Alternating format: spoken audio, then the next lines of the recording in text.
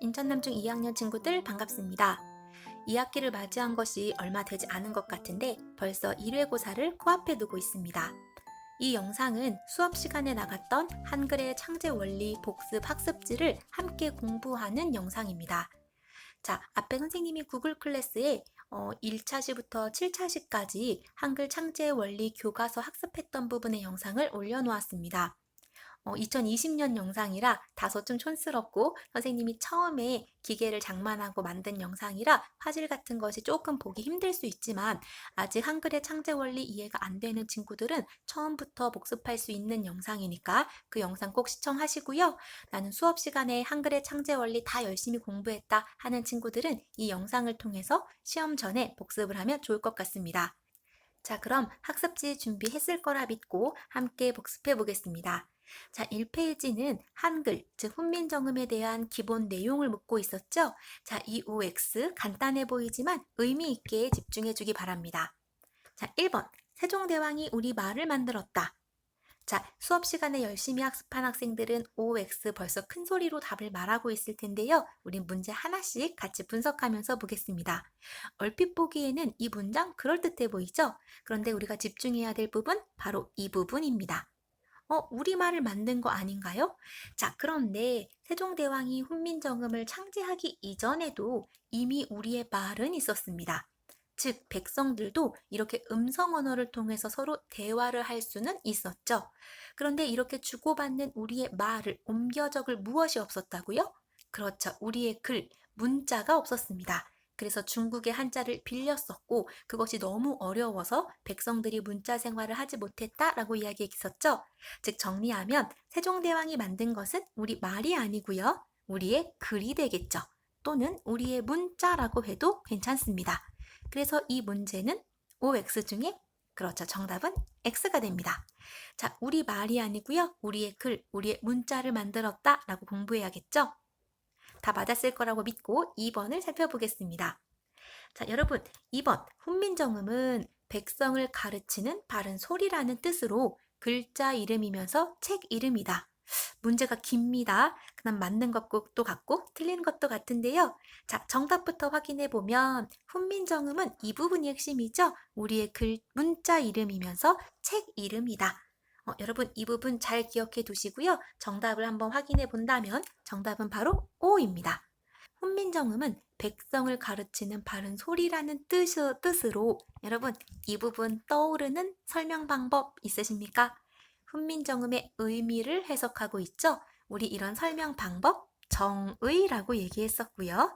막간을 이용해서 설명 방법도 복습해 본 겁니다. 자, 중요한 거 본론으로 돌아오겠습니다. 자, 훈민정음은 글자 이름입니다. 그럼 우리 이 앞부분 글자 이름이면서 맞는 설명이고요. 자, 그러면 이렇게 만들어진 훈민정음 창제된 해가 언제였죠? 오, 좋습니다. 1443년에 창제가 되었죠. 즉, 1443년에 완성된 문자 이름 훈민정음 맞습니다.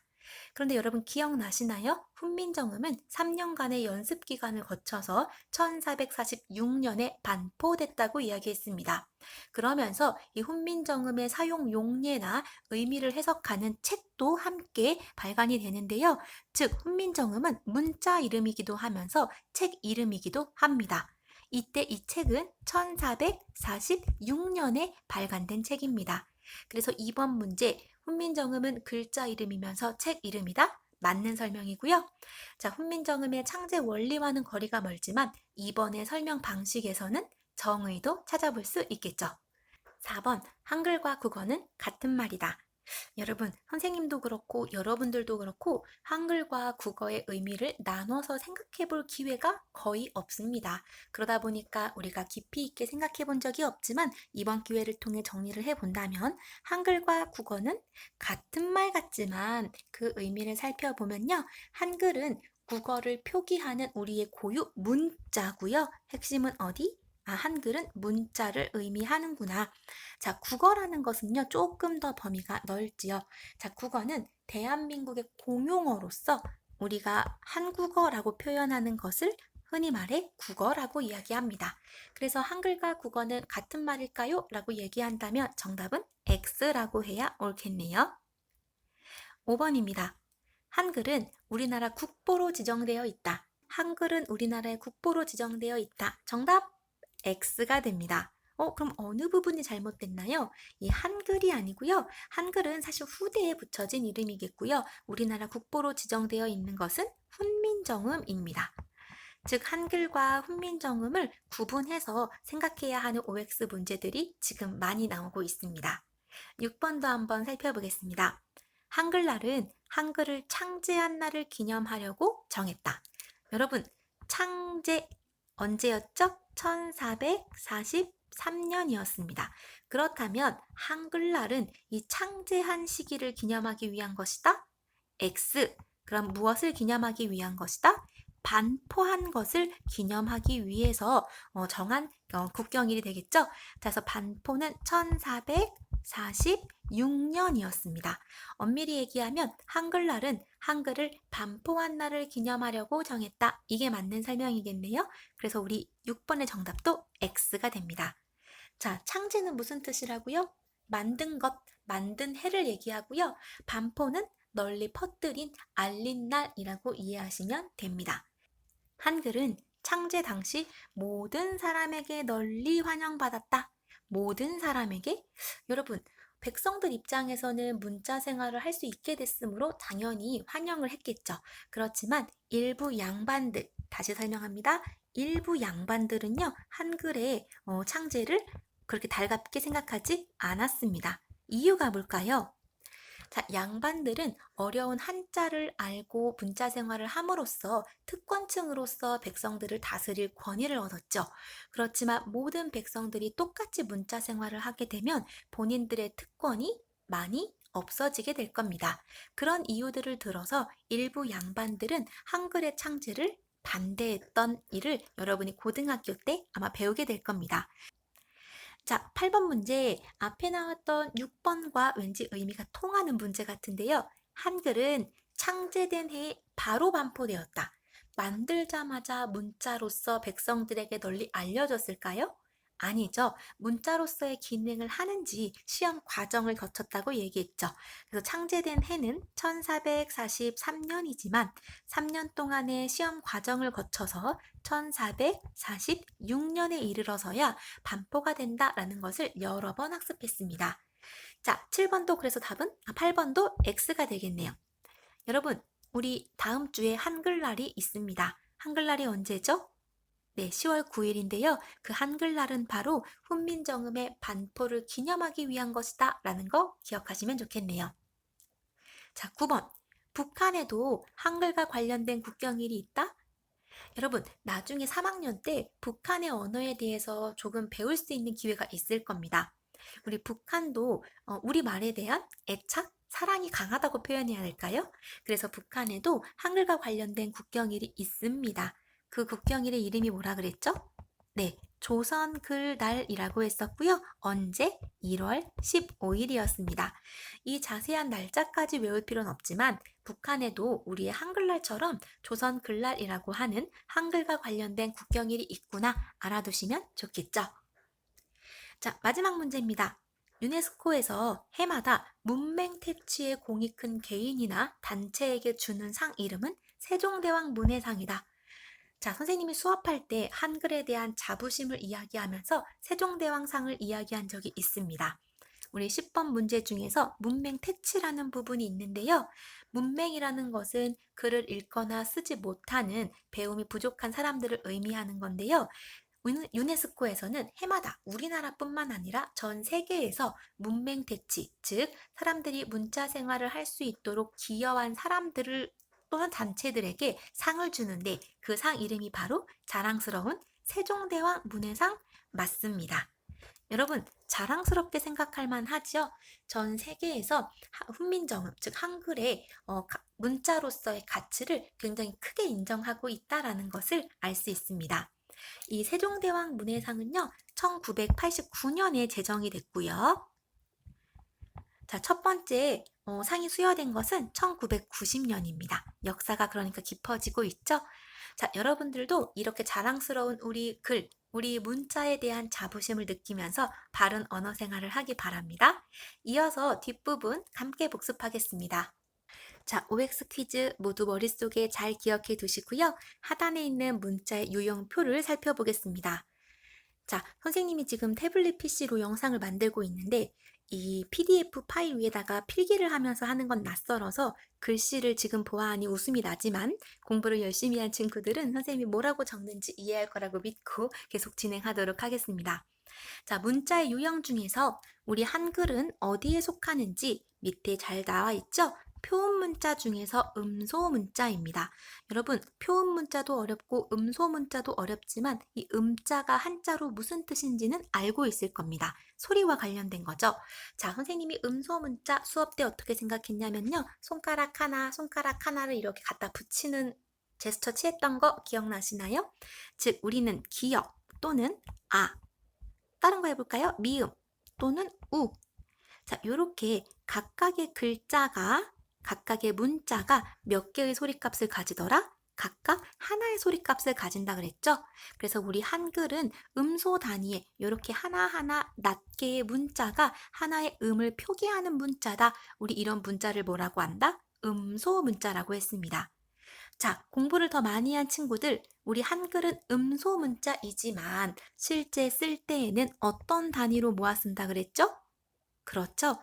자음 모음 또는 모음 또는 자음 모음 자음 이런 식으로 음절 단위로 모아 쓴다라고 얘기했던 거 기억나시죠?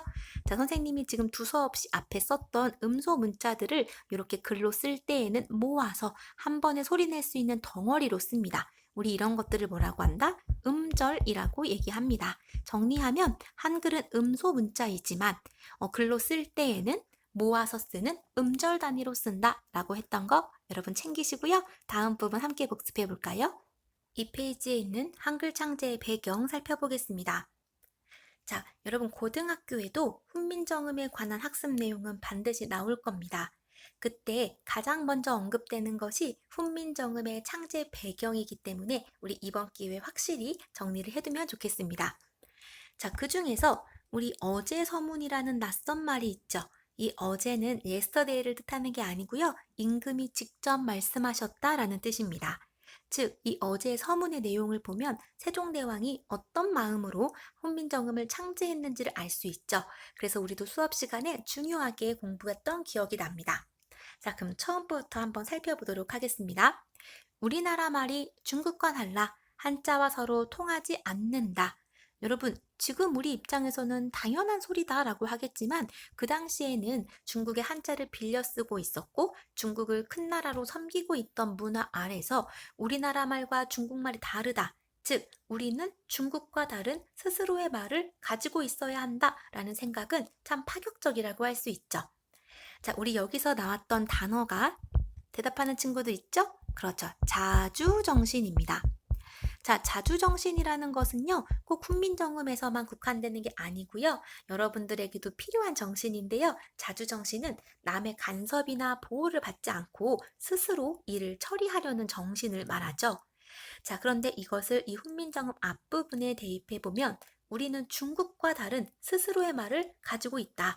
우리는 우리나라에만의 독자적인 문자가 필요하다라는 것은 중국과 우리나라를 분리해서 우리나라만의 주권을 강조하고 있다고도 볼 수 있죠. 그런 의미에서 우리 이 방금 파란색으로 밑줄 친 이 부분 자주정신이라는 말로 표현했습니다.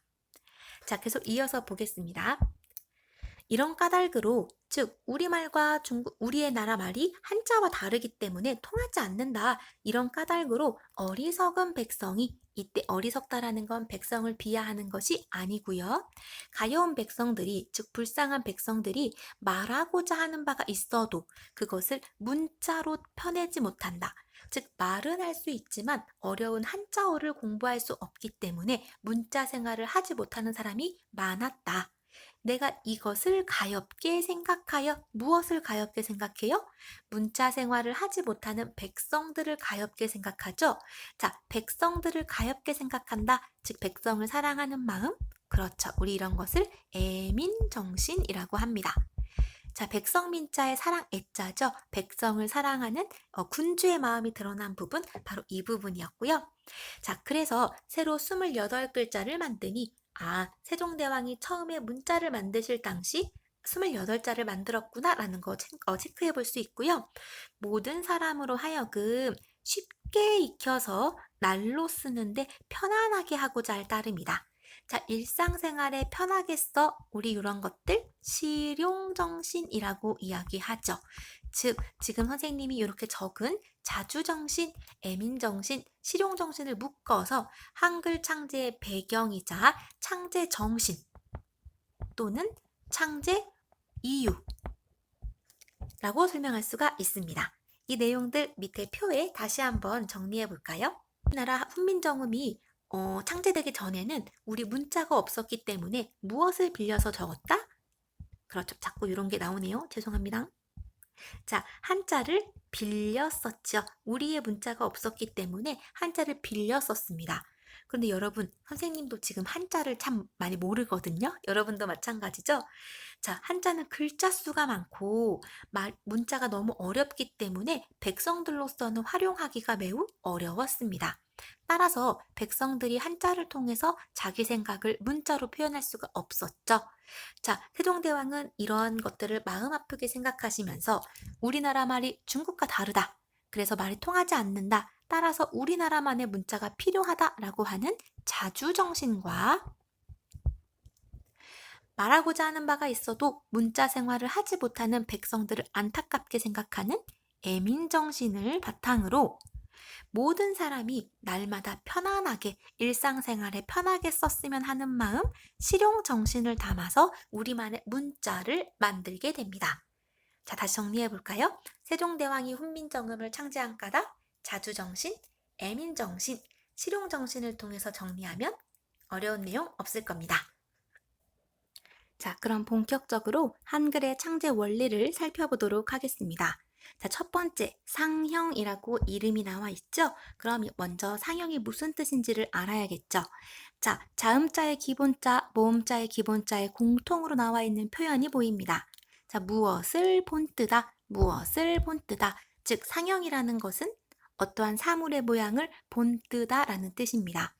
즉, 자음자와 모음자는 하루아침에 뚝딱 만들어진 것이 아니고요. 무언가의 모양을 본떠서 만들어졌다. 우리 그것을 상형의 원리라고 한다. 머릿속에 정리하면 되겠죠. 그럼 자음과 모음이 각각 무엇을 상형했는지를 살펴보겠습니다. 자, 먼저 자음자의 기본자인데요. 어려운 한자 음들이 나오고 있습니다. 아음, 설음, 순음, 치음, 후음. 자, 각각이 무엇을 뜻하는지 옆에 설명이 있지만 공부가 끝난 친구들은 설명을 보지 않고 스스로 설명할 수 있어야겠죠? 자, 하나씩 살펴볼까요? 자, 먼저 아음의 이 아자는요, 어금니라는 의미입니다. 여러분 혹시 코끼리 상아라는 말 들어보셨나요? 그 코끼리가 이렇게 뿔처럼 둥글고 길게 뾰족하게 난 하얀 뿔 같은 거 있잖아요. 그게 뿔이 아니라 어금니가 발달한 거라고 하더라고요. 즉 상하의 그 아자가 아음의 이 아자, 즉 어금니라는 뜻입니다. 자, 어금니 자체에서는 소리가 나지 않죠? 우리 아음이라는 것은 혀뿌리가, 즉 혀의 끝부분이, 혀의 뿌리 부분이 목구멍 쪽으로 당겨지면 우리 치아 중에서 어금니 가장 구석에 있죠? 입의 안쪽에 있습니다. 그쪽으로 혀뿌리가 당겨지면서 목구멍을 막는 소리이다. 막는 모양이다. 자, 선생님과 공부했던 친구들은 어떤 손 모양을 했는지 기억이 날 겁니다. 스스로 손 모양 한번 해보시고요. 그 손 모양에서 유추되는 기본자 자음 있죠? 자, 여러분, 기억. 오버해서 발음해 보실래요? 기억. 읽어보세요. 기억. 하고 멈춰 보시겠어요? 기억. 혀뿌리가 목구멍을 막지요. 네, 자, 그렇게 혀뿌리가 목구멍을 막는 모양에서 나온 자음자의 기본자 바로 기억입니다. 자, 다음 설음인데요. 이 설자는 혀설자입니다. 자, 우리 설음 발음할 때 바보 소리 나야 된다 그랬죠? 이 소리가 나야 되는데요. 이 소리 어떻게 나죠? 혀끝이 윗뒷몸에 붙으면 붙이고 나서 발음해 보셔야 돼요. 니은 하기 전에 딱 멈췄을 때 니은 소리 내기 직전에 그 입모양입니다. 이 소리가 나야 되는데요. 혀끝이 윗잇몸에 붙어서. 그럼 여러분 혀끝을 윗잇몸에 대고 계셔 보실래요? 자, 그때 모양을 우리 본따 온다면 앞에 있는 니은과 같은 모습이겠죠. 그래서 설음은 혀끝이 윗잇몸에 붙는다. 이런 거 하나하나 외우지 마시고 실제로 발음을 해보셔야 됩니다.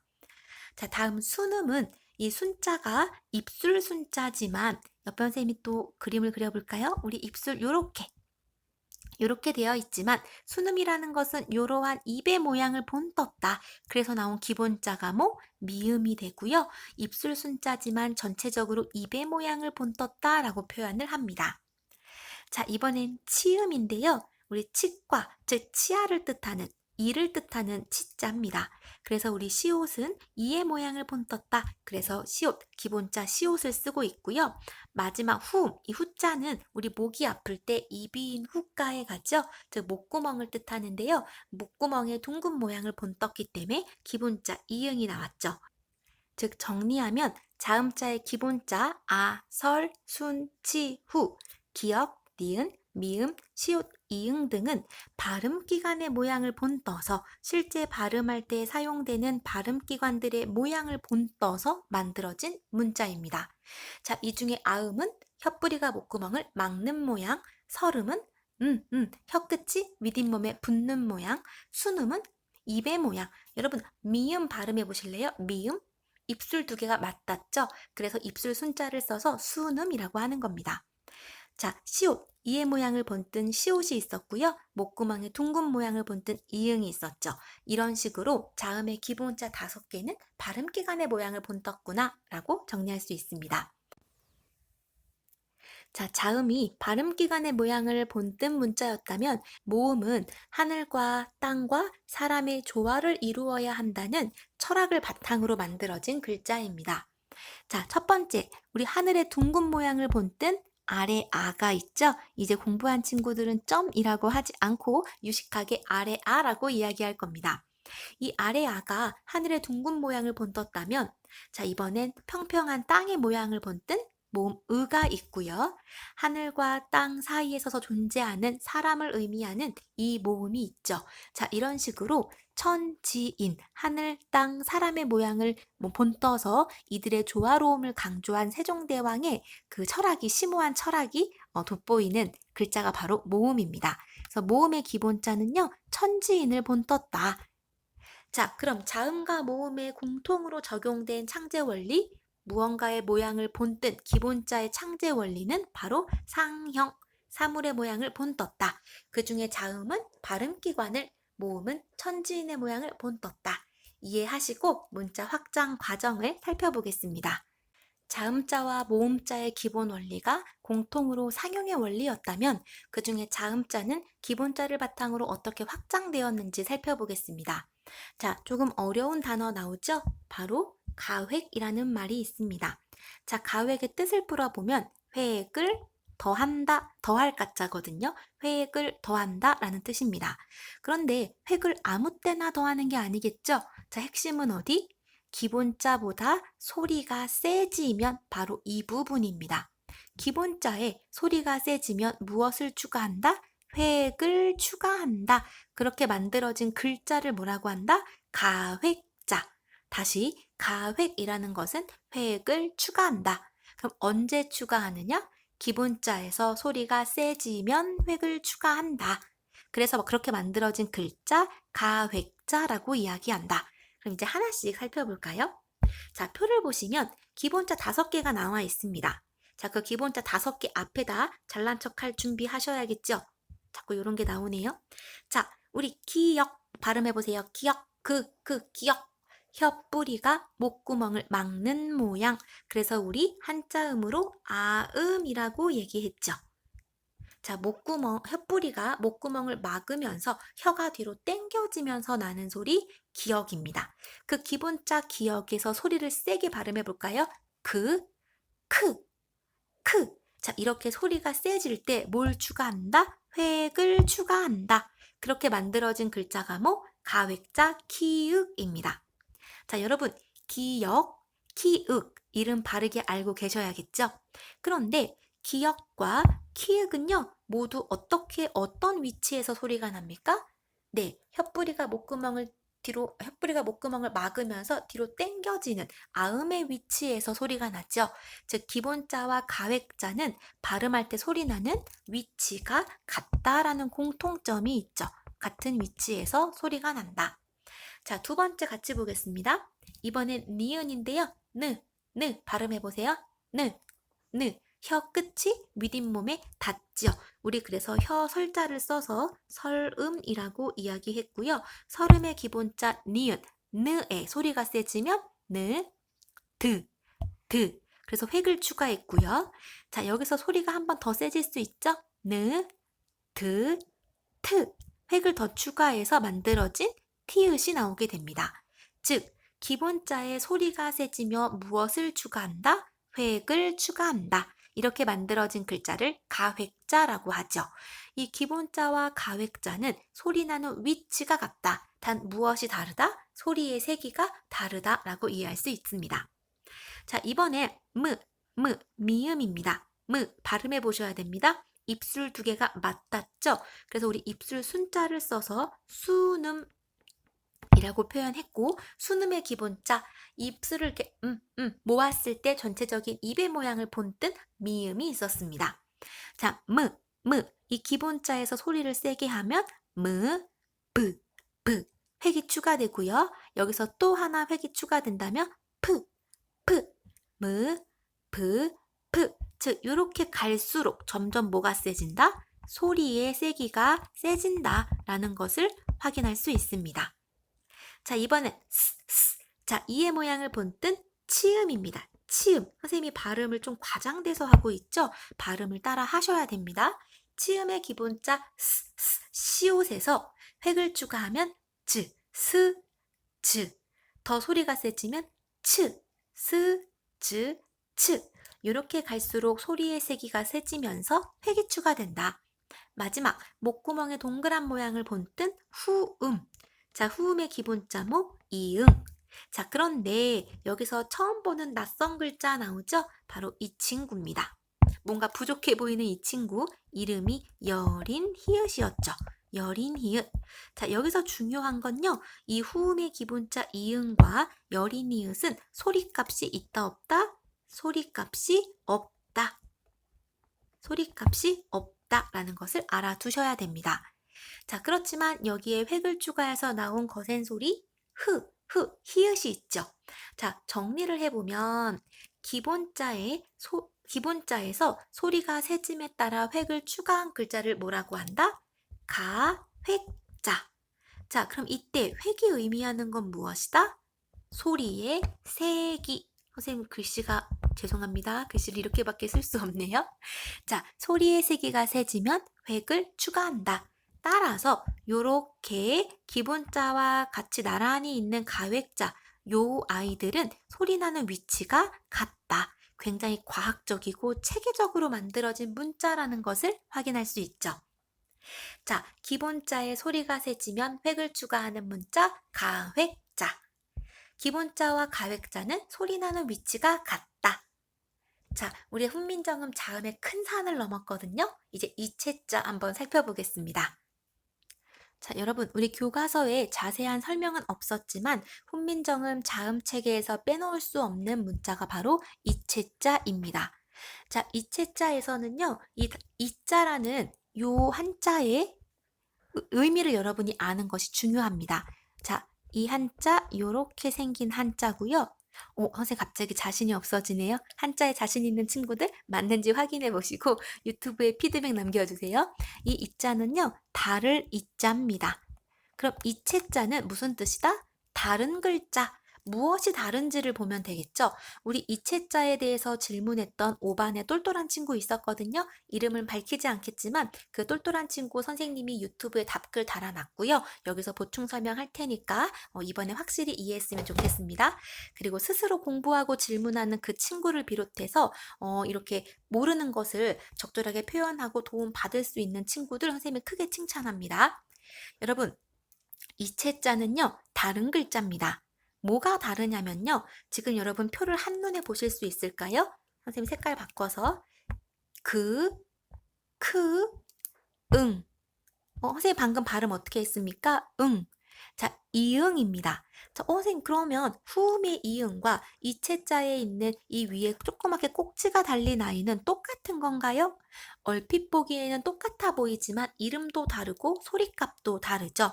우리 후음의 이 기본자 이응은 소리값이 없다고 했습니다. 소리값이 없다는 건 무슨 뜻이냐면요. 이런 겁니다.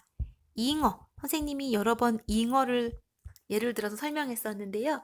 자, 색깔 바꿔서 우리 잉어라는 단어를 볼게요. 자, 1번, 2번, 3번. 자, 1, 2, 3 모두 이응이 사용된 것처럼 보이죠? 근데 이 중에 성격이 다른 이응이 하나 있습니다. 바로 뭘까요? 그렇죠. 바로 이 부분입니다. 자, 1번과 3번에 있는, 즉 1번과 3번에 있는 이응은요, 소리값이 없습니다. 즉, 후음의 이응이라고 생각하시면 됩니다. 선생님, 소리값이 없다는 게 무슨 말일까요? 자, 잉어를 쓸 때 쉽게 이렇게 생각하시면 돼요. 잉어 이렇게 쓰는 거구나. 왜? 소리값이 없으니까. 근데 여러분, 이상하죠? 의미 파악도 명확히 안 되고 많이 부족해 보입니다. 그래서 빈자리를 채우는 의미로 소리값이 없는 숫자 빵처럼 소리값이 없는 이응을 형식적으로 붙여주는 겁니다. 우리 지금 이렇게 초록색으로 표시한 이응을요, 소리값이 없는 이응이라고 합니다. 바로 후음의 이응과 같은 것이고요. 그렇지만 잉어 할 때 받침에 쓰이는 이 이응은 소리값이 있지요. 즉 제 소리를 내지요. 이라고 소리를 냅니다. 우리 이런 것을 소리값이 있다고 표현하고요. 이렇게 소리값이 있는 이응이 바로 아음의 이체자, 이 친구 이름 뭐였죠? 옌니응. 꼭지가 달렸기 때문에 꼭지 이응이라고도 하는데요. 정식 명칭 옛 이응입니다. 자, 그래서 이 이체자 옌니응은 하는 소리값을 가진 받침의 이응을 뜻합니다. 그러면 여러분, 응. 이체자에 있는 옌니응, 이응은요. 자, 가획의 의미가 적용되어 있지 않지요. 다시 응. 요렇게 갈수록 소리의 세기가 세지나요? 여기까지는 오케이. 여기는 아닙니다. 좀 다르죠. 무엇이? 가획의 원리가 적용되어 있지 않은 것이 다릅니다. 그래서 우리 이체자라고 표현을 하죠. 그렇지만 응. 발음해 보시면 혀의 움직임이 느껴지지 않습니다. 즉, 같은 위치에서 소리는 나지만 가획의 의미가 적용되어 있지 않아서 다른 글자, 우리 그것을 이체자라고 설명합니다. 긴가민가 하죠? 다음 글자 통해서 살펴볼까요? 화면이 너무 지저분하니까 선생님이 조금 지우겠습니다. 지금은 일요일이고요. 선생님이 주말에는 목을 조금 쉬게 해줘야 되는데 계속 또 이렇게 말을 하다 보니까 목소리가 갈라지고 있습니다. 그래서 둥글레차의 도움을 받아가며 영상을 만들고 있는데요. 목소리의 이 질과 상관없이 열심히 공부할 거라고 믿습니다. 그러면 자, 이번엔 설음의 이체자 살펴보겠습니다. 여러분, 설음의 이체자, 우리 오늘날 리을이라고 하지만 그 당시에 이 친구 이름 리을이 아니고요. 그렇죠. 반설음. 자, 이름에서 느낌이 올 겁니다. 설음은 설음인데 반만 설음입니다. 그럼 여러분, 설음의 이 친구들 쭉 발음해 볼까요? 느, 드, 트, 르. 느, 드, 트, 르. 자, 공통적으로 혀끝이 윗잇몸에 붙으면서 소리는 나지만 자, 트와 달리 르, 얘에는 니은에 대한 소리의 세기가 적용되어 있지 않습니다. 즉, 설음에서 다른 글자들과 달리 가획의 원리가 적용되어 있지 않아서 다른 글자죠. 그래서 이체자라고 이야기합니다. 자, 우리 순음엔 이체자가 없고요. 그 다음 치음, 자, 이 치음의 이체자, 이름 세모 아니죠? 똑똑한 친구들, 이 세모의 이름 반치음. 치음은 치음인데 반만 치음이다. 그래서 발음이 어떻다 그랬죠? 느끼한 즈 발음이라고 얘기했습니다. 발음이 어렵죠? 그래서 없어진 거예요. 나중에 문자가. 자, 스, 즈, 츠, 즈. 스, 즈, 츠, 즈. 소리 나는 위치는 유사하지만 자, 이 z 발음은 가획의 원리가 적용되지는 않습니다. 즉 기본자의 스에서 소리가 세진다고 z가 되지는 않죠. 소리의 성질이 조금 다릅니다. 이렇게 다른 글자들을 뭐라고 한다? 이체자라고 이야기를 합니다. 자, 정리해보면 이체자라는 것은 다른 글자이다. 무엇이 다르냐? 다른 가획자들과 달리 기본자에 가획의 원리가 적용되어 있지 않은 점이 다르다. 그래서 뭐라고 한다? 이체자. 자, 그런데 일부 우리 교과서 하단에도 이 설명이 나와 있었고요. 일부 책에는 가획의 원리가 적용되어 있지는 않지만 획을 추가했다라는 설명이 있는 책들이 있는데요. 이 설명에 대해서는 조금 의견이 분분합니다. 자, 우리 반설음, 반치음은 기본자에다 조금씩 획을 추가해서 만들어진 글자로 볼 수 있지요. 그런데 우리 가획자는 단순히 획을 더하는 게 중요한 게 아니고요. 그 획이 무엇을 의미한다? 그 획이 소리의 세기를 의미하는 것이 가획자입니다. 그래서 우리 이체자에 있는 이런 반설음, 반치음은 형태적으로 봤을 때는 획을 추가한 것처럼 볼 수 있지만 가장 중요한 소리의 색이라는 의미가 없기 때문에 가획의 원리가 적용됐다고 보지 않습니다. 그래서 그 이름을 뭐라고 한다? 이체자. 그리고 하나 더. 아음의 이체자 옌니응은 기본자 기역에다가 획을 더한 모습이 아니죠. 오히려 후음에다가 획을 더한 것처럼 보입니다. 자, 이건 나중에 여러분이 훈민정음, 해례본 등에서 자세하게 배우겠지만 우리 중학교 수준에서 선생님이 언급하지 않겠습니다. 선생님이 하고 싶은 말은 이겁니다. 이체자의 이는 다르다라는 뜻이다. 그럼 무엇이 다르냐? 가획자처럼 소리의 세기가 세질수록 획을 더하는 의미가 없다. 그래서 가획자와 성격이 다르다. 그래서 뭐라고 부른다? 이체자.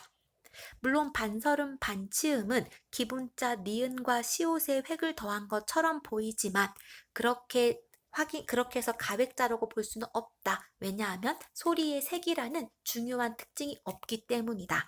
또한 아음의 이체자 옌니응은 오히려 아음의 기본자가 아닌 후음의 기본자에서 모양이 파생된 것처럼 보이기 때문에 단순하게 이체자가 기본자에 획을 추가해서 만들어졌다. 그래서 가획된 걸로 볼 수 있다라는 설명은 옳지 않다라는 것을 다시 강조합니다.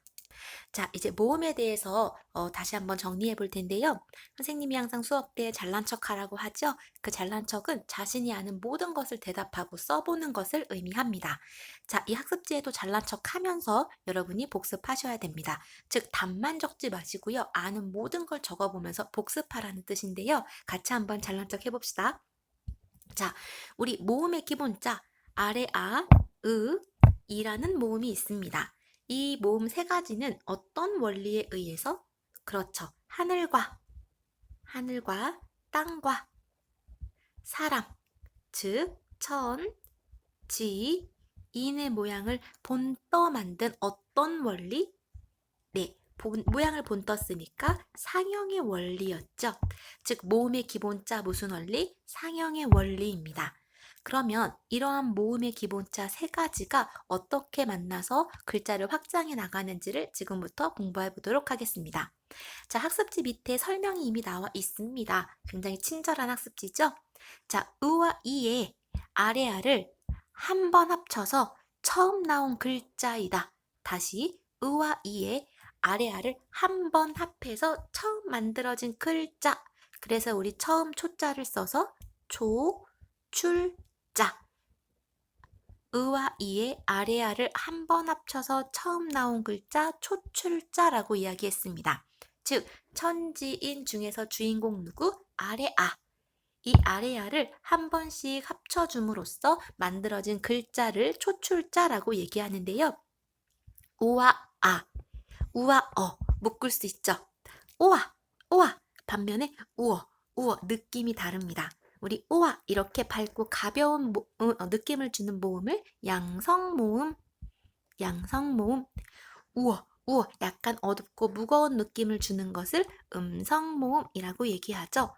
선생님, 그럼 음성과 양성을 섞어 쓰면 안 되나요? 써도 됩니다. 그렇지만 공부를 한 친구들이라면 이렇게 체계적으로 구분을 할 수 있겠죠.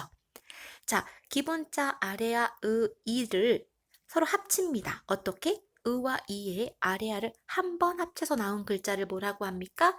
초출자.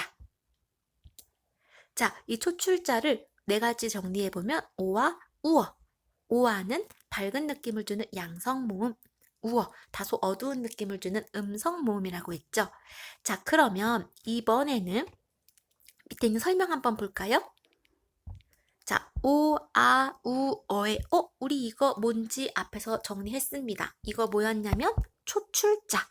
아, 그러면 초출자의 아래아를 한 번 더 합쳐서 다시 한 번 합쳐서 만들어진 글자를 뭐라고 한다? 네, 제출자라고 이야기하죠. 다시 초출자의 아래아를 한 번 더 합쳐서 다시 합쳐서 만들어진 글자를 제출자라고 이야기합니다. 그래서 나온 글자 요야, 유여 네 가지가 있는데요.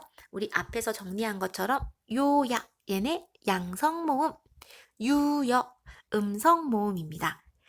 양성, 음성 구분하는 것을 반드시 알아야 하는 것은 아니지만 모음의 성질을 나중에 배울 수 있기 때문에 이번 기회에 정리해 놓으면 좋겠죠?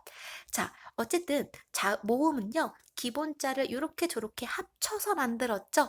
자, 글자를 서로 합쳐서 만들어졌다. 그래서 무슨 원리? 합성의 원리라고 이야기합니다. 여러분, 그럼 자음의 원리, 상형의 원리, 가획의 원리, 모음의 원리, 상형의 원리, 합성의 원리. 자, 다시 한번 정리해보면 훈민정음의 창제 원리 세 가지, 상형의 원리, 가획의 원리, 합성의 원리 이렇게 정리할 수 있습니다. 자, 다음은 한글의 표기 방식인데요. 이 부분도 잘 기억해 두셔야 됩니다. 자, 우리 앞에서 한글은 음소 문자이지만 음절 단위로 모아 쓴다라고 이야기했죠. 자, 학습지에 합자라고 되어 있죠. 즉 우리는 자음자와 모음자를 합해 쓴다. 그래서 합자라고 이야기합니다. 즉 합자라는 것은 자음과 모음을 모아서 음절 단위로 쓰는 것을 의미합니다. 자, 무슨 말이냐면요. 아, 기역, 오, 리을, 이. 각각의 문자가 하나의 소리값을 가지는 음소 문자이지만 실제로 이걸 사용할 때에는 모아서, 즉 모아서 고, 리 이런 식으로 하나, 둘, 한 번에 소리 낼 수 있는 덩어리 하나, 둘 이렇게 모아 쓰죠. 우리 이런 것들을 음절이라고 합니다. 즉 한글은 음소 문자이지만 음절 단위로 모아 쓴다라는 것을 앞에서 복습했고요. 자, 그럴 때 이러한 음절을 만드는 다양한 유형이 있었죠. 바로 네 가지 있었는데요. 그 유형을 학습해 보도록 하겠습니다. 자, 지금 표기 방식이라고 되어 있고 자, 다양한 유형 네 가지가 나와 있는데요. 이 네 가지 유형에 맞게 여러분들이 글자를 만들어 보면 되겠죠. 일단 모음으로만 이루어진 예. 일반의 어떤 친구가 이 모음으로만 이루어진 예를 아이유를 말했던 기억이 납니다. 아이유.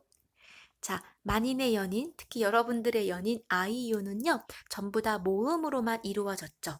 혹시 이 중에 선생님 이거 이응은 자음 아닌가요? 라고 물어보는 친구들은 앞에서 선생님이 소리값에 대해서 설명했던 부분 다시 돌려서 보시고요. 그리고 이해하셔야 됩니다. 자, 이렇게 초성, 처음에 오는 이응은요, 형식적으로 숫자 0이라고 생각하시면 됩니다. 즉 소리값이 없죠. 그래서 아이유라는 이 이름을요, 국어학적으로 보면 원래 이렇게 생긴 겁니다. 너무 이상하죠? 빈칸을 채워주기 위해서 숫자 빵처럼 소리값이 없는 요 형식적인 문자들을 넣어준 거예요. 그래서 아이유는 사실상 모음, 모음, 모음으로만 이루어진 이름이 되겠네요. 자, 이번에는 예문에 보듯이 코, 귀. 선생님, 귀는요, 자음, 모음, 모음 아닌가요? 라고 이해하시면 안 되죠? 요건 하나의 모음입니다. 우랑 이가 합쳐진 게 아니고요. 위가 하나 자체의 모음인데요. 요건 나중에 3학년 때 나올 겁니다. 자, 이런 식으로 자음과 모음으로 이루어진 음절 만들어 볼까요? 뭐가 있을까요? 뭐가 있을까요? 여러분 생각나시나요? 포도도 나왔고, 선생님 얘가 잘 안 떠오르네요. 이름으로 해보죠, 뭐. 자, 방현지 선생님 이름으로 해볼까요? 자음 모음으로 이루어진 부분 지. 그럼 지랑 연결해서 지구 어때요? 지구? 자음 모음이 되겠네요. 자, 이런 식으로 음절은 모음으로만 이루어진 것도 있지만 자음 모음으로 이루어진 것도 있다. 자, 반면에 이번에 모음과 자음으로 이루어진 거 찾아볼까요? 우리 국어 여신님 성함 떠올려 볼까요? 그렇죠. 안. 자, 여러분, 안이라는 글자는요. 자, 이응, 아, 니은이 아니죠. 이게 아니고요. 어떻게 이루어진 글자라고요? 일단 지워볼게요. 아니라고 하는 것은 자, 음절로 나눠보면 아 플러스 니은으로 되어 있는 겁니다. 그래서 모음 플러스 자음의 예가 되겠네요. 자, 그러면 국방부 선생님 이름 중에 연 어때요? 마찬가지로 여 플러스 니은. 그럼 국어 여신님과 국방부 선생님의 이름에는 전부 다 모음 자음으로 이루어진 그렇죠. 음절이 포함되어 있는 겁니다. 자, 자음 모음 자음 뭐가 있을까요? 뭐 해볼까요? 컴퓨터? 컴퓨터 할 때 컴. 여러분, 이 컴이라는 거 키읔, 미음. 글씨가 점점 산으로 가고 있습니다. 자, 다시 써볼게요. 너무 심하게 못 썼는데요. 지우고. 선생님이 대본을 써놓고 영상을 만드는 것이 아니라서 예문이 바로바로 안 떠오를 때가 있어요. 이해해주기 바랍니다. 자, 키읔 플러스 플러스 미음. 자음, 모음, 자음. 이렇게 되어 있네요. 그럼 여러분, 선생님이 두서없이 정리했는데요. 새로운 예문으로 선생님이 한번 질문을 해보겠습니다. 뭐 해볼까요? 선생님이 좋아하는 그 단어. 뭔지 맞히는 사람 있나요? 빵. 사실 선생님은 빵을 먹는 걸 좋아한다기보단 빵을 만드는 그 과정을 보는 걸 좋아합니다. 빵을 만들어 보고도 싶고요. 빵이라는 단어를 많이 사용하는데요. 자, 이 빵은 발음했을 때도 어때요? 빵. 똑같습니다. 우리 음절의 음은 소리 음자죠. 발음을 가지고 사실 분석하는 거기 때문에 선생님이 옆에 발음 기호를 썼고요. 이 음절을 분석해 보니 쌍비읍, 이응으로 이루어져 있죠. 그럼 이 빵이라는 음절은 1, 2, 3, 4 중에서 어떤 유형? 몇 번? 그렇죠. 4번 유형입니다. 자, 이런 식으로 여러분들이 주변에 있는 단어들의 이름을 발음해 보시고요. 그 발음을 이 표기 방식 4가지로 나눠보면서 연습하면 좋을 것 같습니다. 하나만 더 해볼까요? 아쉽기 때문에 하나만 더 해보겠습니다. 빵 안녕, 빵 가고. 이번엔 뭐 해볼까요? 선생님이 좋아하는 과일로 해보겠습니다. 선생님이 좋아하는 과일, 딸기. 자, 딸기는 발음도 딸기 똑같습니다. 그쵸? 여러분 헷갈리지 않도록 표기와 발음이 같은 걸 선생님이 선택하고 있습니다. 자, 그럼 이걸 나눠볼까요? 이 음절이죠? 2개를 분석할 건데요. 일단 1번, 딸을 분석해봤더니 쌍디귿, 리을. 기를 분석해봤더니 기역, 이로 되어 있네요. 자, 그럼 옆에서 이 4가지 유형 중에 어떤 것에 해당되는지 번호를 써볼 건데요. 자, 딸기의 딸은 자음, 모음, 자음이니까 4번. 그쵸? 자, 기는 자음 플러스 모음이니까 2번. 이런 식이 되겠네요. 자, 이런 식으로 여러분 주변의 사물의 이름 또는 여러분의 이름 등을 가지고 음절 표기 방식에 대해서 공부해보면 도움이 될 것 같습니다. 자, 앞에서 음절 유형 4가지 봤죠? 우리 이걸 가지고 살펴볼 건데요. 위에 내용 다시 한번 살펴볼게요. 여러분, 자, 표기 방식 4가지가 있습니다. 자, 이 4가지의 공통으로 드러나는 특징 있죠? 뭐가 보이나요? 네, 선생님 눈에는 모음이 반복되는 것이 보이네요. 자, 그러면 우리 특징 1번 벌써 정리할 수 있을 것 같아요? 글자를 이룰 때 우리 국어는 반드시 무엇이 필요하다? 모음자. 선생님, 그러면 자음자는 없어도 되나요? 없어도 만들어지는 얘들이 위에 나와 있지요. 그래서 자음과 모음 모두 중요하지만 음절을 이룰 때 더 중요한 것은 무엇이다? 바로 모음자입니다. 반드시 기억하세요. 자, 그리고 2번. 한글은 음소문자이지만 즉 각각 하나의 문자가 하나의 소리값을 가지는 음소 문자이지만 쓸 때는 어떻게 쓴다? 음절 단위로 모아 쓴다. 굉장히 중요하죠? 한글은 음소 문자이지만 음절 단위로 모아 쓴다. 자, 그럼 풀어쓰기에 비해 읽기 편하고 풀어쓰기가 뭐죠? 여러분, 아까 선생님이 딸기 분석할 때 하나하나 요렇게 썼죠? 요렇게. 이게 풀어쓰기입니다. 자, 이것보다 한 음절별로 모아 쓰는 것이 어떻다? 읽기도 편하고 가장 중요한 것, 의미를 쉽게 파악할 수 있다. 우리 교과서에 난 놓고 기억자도 모른다 라는 속담이 예문으로 나왔던 문제 기억하시죠? 그 문제가 바로 뭘 물어보는 거였냐면 풀어쓰기에 비해서 음절 단위로 모았으면 읽기 편하고 의미를 쉽게 파악할 수 있다. 그거를 여러분이 이해했는지를 묻는 문제가 있었습니다. 자, 학습지 마지막에 보면 한글 자음자의 이름을 적어보는 활동란이 있습니다. 저희 무시하는 거 아닌가요? 라고 말하지 마시고 이 부분 틀리는 친구들 굉장히 많거든요. 한번 스스로의 능력을 점검하면서 한번 살펴보겠습니다. 자, 우리 한글 자음자 이름의 큰 특징 있죠?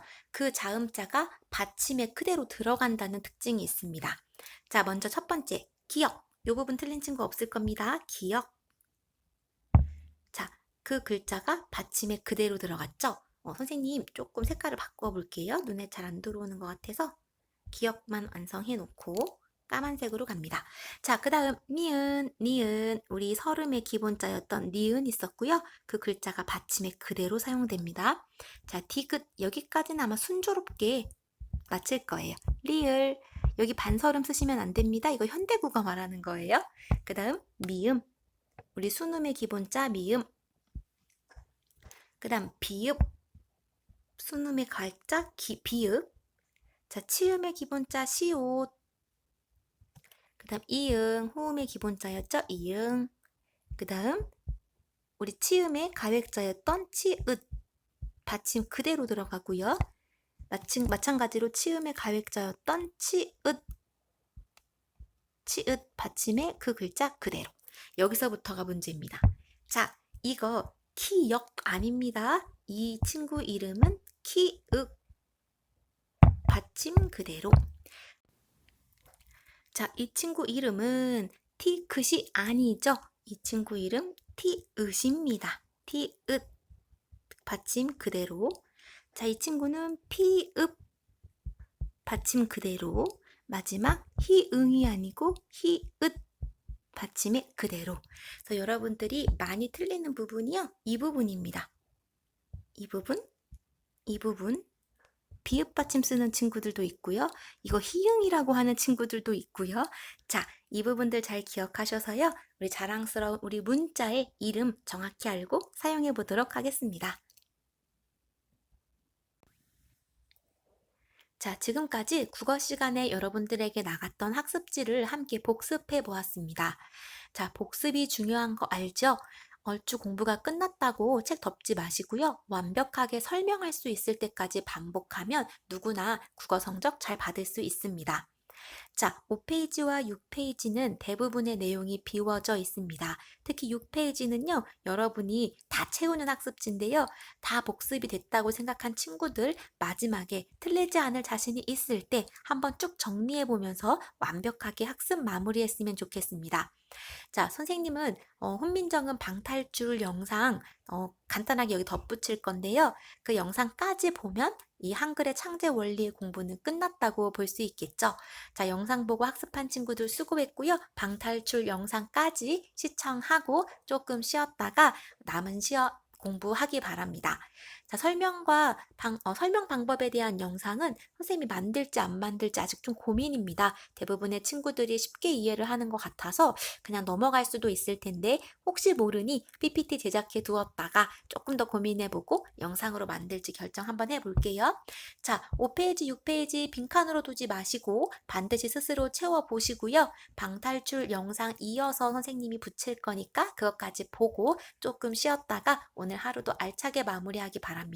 지금은 일요일이고요. 오후 5시 23분인데 밖에 빗소리가 들리네요. 빗소리 들으면서 조금 차분한 하루 마무리하기 바랍니다. 그럼 방탈출 영상 이어서 보세요. 자, 여러분 구글 클래스 국어 학습방에 탑재되어 있는 훈민정음 방탈출 이미 여러 번 탈출했었죠. 그렇지만 이 방탈출 문제에도 중요한 내용이 많아서 선생님과 다시 한번 탈출해 보도록 하겠습니다. 그 중에 훈민정음에 대한 창제, 춘민정음 창제에 관한 기본 내용을 묻고 있는 첫 번째 제1장입니다. 다음 중 세종대왕이 훈민정음을 만든 까닭으로 옳지 않은 것은? 자, 여러분 이럴 때는요 답을 찾으려고 벌써 보기를 보지 마시고요 세종대왕이 훈민정음을 만든 까닭을 떠올려야겠죠. 자, 똘똘한 친구들 세 가지 창제 정신 떠올려 볼까요? 네, 자주정신, 애민정신, 실용정신이 있었습니다. 첫 번째 이제 보기를 보는 겁니다. 백성들이 늘 편히 쓸 수 있게 하려고. 자, 여긴 두 가지 마음이 드러나네요. 백성을 사랑하는 마음, 또 일상생활에 편하게 쓸 수 있도록 하려는 마음. 즉 애민정신과 실용정신이 모두 드러나는 복입니다. 그러면 세종대왕이 훈민정음을 만든 까닭으로 옳은 설명이고요. 두 번째, 한자로는 우리말을 표기할 수 없었다. 여러분 왜 표기할 수 없었죠?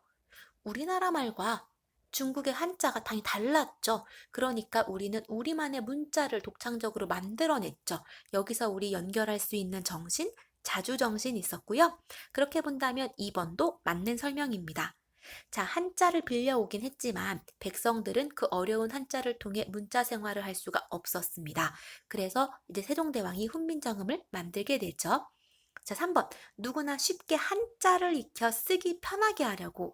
얼핏 보면 맞는 것 같지만 한자를 편하게 쓰기 위한 게 아니죠. 한자는 너무 어려웠기 때문에 우리의 말과 일치하는 우리만의 문자를 만든 겁니다. 그럼 옳지 않은 것 일단 답은 찾았고요. 네 번째 보기. 자신의 생각을 글로 표현할 수 없는 백성들이 안타까웠다. 이게 바로 백성을 사랑하는 애민정신이 잘 드러난 부분이었죠. 여러분, 지금 문제 하나를 가지고도요, 훈민정음의 창제 정신 세 가지를 복습했습니다. 이런 식으로 답만 찾지 마시고 오답들을 맞게 고치면서 모든 보기를 공부할 수 있어야 합니다. 자, 1번에는 3번, 보기 3번이 옳지 않은 답이 될 것 같고요. 두 번째, 다음 중 훈민정음이 반포된 해, 헷갈리면 안 되는 거 언제? 창제된 해 구분해야겠죠. 자, 보기 1번, 1443년. 이것은 바로 창제된 해. 그러니까 이건 완성된 해니까 반포랑 다르고요. 그럼 1443년에 완성돼서 3년 동안 연습 과정을 거쳐 반포됐다. 그럼 반포된 해는 언제? 1446년입니다. 자, 그럼 다음 부분 넘어갈까요? 탈출할 수 있을지. 그 다음 두 번째. 우리 아까 앞부분 영상에서 봤던 발음기관인데요. 오, 이 문제 참 좋습니다. 1번, 아음. 아음 하면 일단 손 모양 떠올리시고요. 어금니 아자라 그랬죠? 혓뿌리가 목구멍을 막으면서, 즉 혓뿌리가 뒤로 당겨지면서 만들어진 글자. 바로 아음이었고요. 그 기본자 뭐였죠, 여러분? 요거는 좀 같이 정리를 해볼까요? 자, 1번, 아음. 혓뿌리가 목구멍을 막는 모양 연결 바르게 되어 있고요. 자, 이렇게 만들어진 기본자 기억이 있었습니다. 그 다음 2번 서름. 혀 끝이 윗잇몸에 붙는 모양 어때요? 서름에 대한 설명 맞나요? 이 설자는 혀 설자라 그랬고요. 혀 끝이 윗잇몸에 붙는 모양 대표적으로 혀 끝을 윗잇몸에 붙여보세요. 니은, 니은. 기본자 니은이 나옵니다. 2번도 연결이 잘 됐고요. 자, 순음. 이 순자는요, 입술 순자라 그랬죠? 발음을 해보실까요? 순음, 미음이 있었는데요. 발음할 때 입술이 맞닿죠. 그렇게 맞닿은 입의 모양을 본떴다 그래서 순음이라 그랬고요. 기본자 미음이 있었습니다. 여기는 문제가 하나 보이네요. 자, 순음은 혀의 모양이 아니고요. 뭐의 모양을 본떴다? 입의 모양, 입의 모양. 이렇게 복습을 또 한 번 하고요. 그 다음 치음. 이 치자는 이 치자. 요 한자를 잘 보시면요. 기본자의 힌트가 보이죠? 이의 모양을 본떴다. 그래서 기본자 시옷. 요 안에 시옷들이 많이 보입니다. 한자 안에. 그 다음 후음. 목구멍의 모양, 목구멍 후자입니다. 그래서 기본자 이응이 있었죠. 자, 그러면 연결이 바르지 않은 건 몇 번? 네, 세 번째에 있는 요 순음이 되겠습니다. 이렇게 바로바로 체크할 수 있게 공부를 꼼꼼히 하셔야 됩니다. 자, 훈민정음의 자음자는 모두 17자야. 그런데 지금 만들어진 기본자 5자 하면 머릿속에 떠올리세요? 아, 설, 순, 치, 후. 기본자 뭐? 그, 느, 무, 스, 으. 자, 기역, 니은, 미음, 시옷, 이응입니다. 자, 요것들을 만든 원리, 상형의 원리. 그럼 나머지 글자들을 만든 창제의 원리는 뭐? 기본자에 소리가 세지면 획을 더한다. 무슨 원리? 가획의 원리가 되겠네요. 그럼 여러분, 합성의 원리는 뭐였죠? 네, 합성의 원리는 모음을 창제할 당시에 의와 이의 아래아를 한 번 합친 초출자, 그 다음 초출자의 아래아를 한 번 더 합친 제출자, 이러한 초출자와 제출자를 만든 원리가 합성의 원리였죠. 공부가 끝난 친구들은 이렇게 바로바로 설명이 나올 수 있어야 됩니다. 자, 3번 문제 보겠습니다. 자, 훈민정음 다 만들어진 아니, 그래도 글자가 부족한 것 같은데, 나머지 모음자의 창제 원리, 방금 설명했던 부분이 또 나오죠. 자, 모음자의 기본자는 상형의 원리, 그 다음 모음자의 다른 창제 원리, 하나, 초출자, 제출자 묶어서 합성의 원리라 그랬죠? 그럼 답은 3번이 되겠네요. 자, 세 문제를 모두 풀고 비밀번호를 조합해 봤더니 3, 2, 3 맞나요? 3, 2, 3 번호 입력해보고 3, 2, 3 탈출할 수 있을지.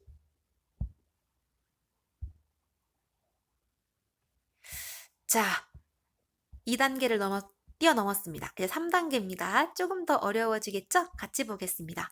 여러분, 이렇게 어려운 부분 나왔다고 겁먹지 마시고요. 오히려 이렇게 어려워 보이는 문제에 쉬운 답이 들어있으니까 눈여겨서 보겠습니다.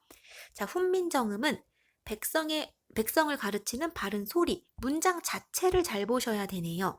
훈민정음은 백성을 가르치는 바른 소리, 이 문장에서 가획의 원리에 따라 만들어진 자음이 아닌 것은, 자, 다시 한번 보겠습니다.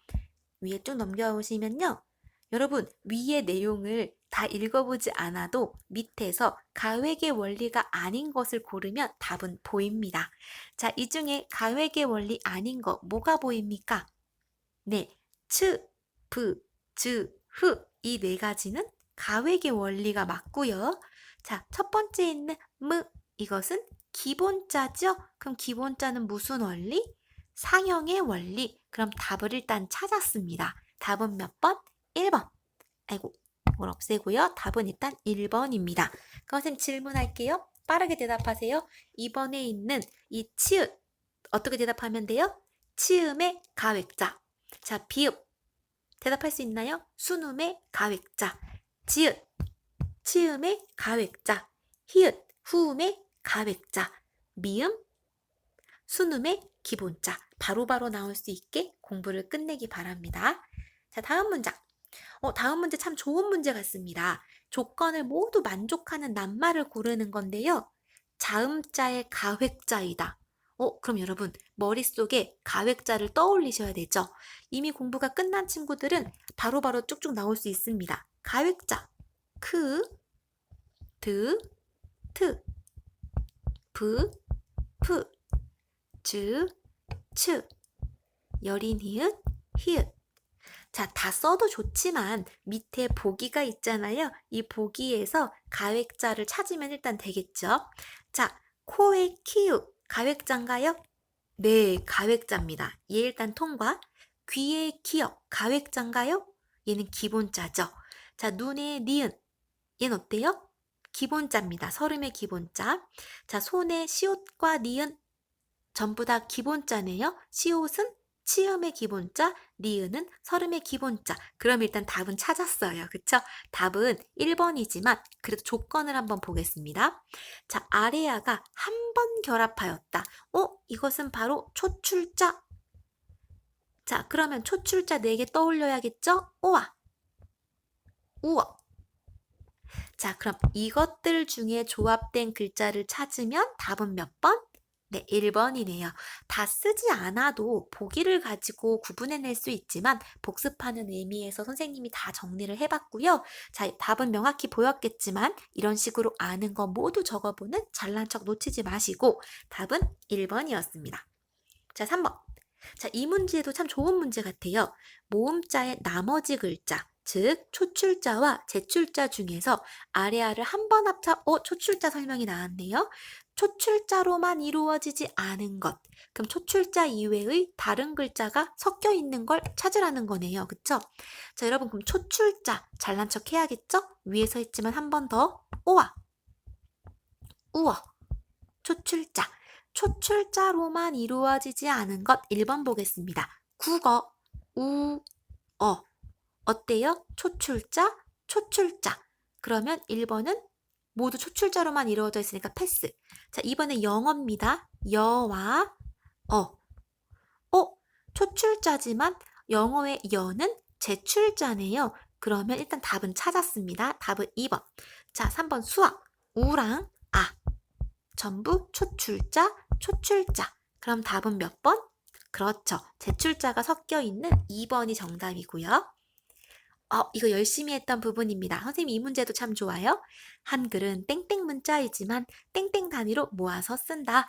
자, 한글은 음소 문자이지만 음절 단위로 모아 쓴다. 답은 2번입니다. 자, 비밀번호 조합하러 가볼까요? 비밀번호 1, 1, 2, 2. 통과해 볼까요? 과연 1122. 자, 4장입니다. 거의 끝이 보이고 있습니다. 이거 만드시느라 선생님들 참 고생하셨겠죠? 자, 이 부분 잘 보시면 좋겠습니다. 한글을 자랑하는 한글의 우수성입니다. 자, 한글의 우수성 학습활동 머릿속에 떠올라야겠죠? 다음 페이지 가보겠습니다. 자, 너네는 한글 없지? 이 부분 굉장히 귀엽네요. 자, 다른 나라의 글자와 비교했을 때 컴퓨터로 한글을 입력할 때의 장점. 우리 교과서에 중국어, 我是 한국어인가? 나는 한국인입니다를 입력하는 과정 비교했던 문제 떠오르시나요? 그렇죠. 반복해서 공부한 친구들은 교과서가 없어도 머릿속에 떠오를 겁니다. 자, 우리 중국어는 별도의 변환 과정이 있어서 입력이 어렵다고 했지만 한글은 별도의 변환 과정이 없기 때문에 입력 속도가 빠르고 간편하다라고 얘기했죠. 그럼 답은 몇 번? 3번. 자, 여러분, 의미를 쉽게 파악할 수 있는 것도 한글의 장점 맞습니다. 그렇지만 다른 문자랑 비교했을 때 파악했던 장점이 아니고요. 모아쓰기, 풀어쓰기 했을 때. 그쵸? 그 다음 우리 한글은 음소 문자 중에 굉장히 우수한 음소 문자이기 때문에 그 몇 개 되지 않는 그 글자의 소리들로 모든 소리를 표현할 수 있거든요. 그래서 1번, 2번 모두 맞는 설명이지만 다른 문자랑 컴퓨터 입력을 비교했을 때에는 해당하지 않기 때문에 선생님이 제외하고 답은 3번이 맞습니다. 자, 2번. 이것도 우리 학습활동에서 했던 거죠? 어떤 거였냐면 우리 국어, 선생님 펜 하나 꺼내고요. 우리 아는 발음도 하나.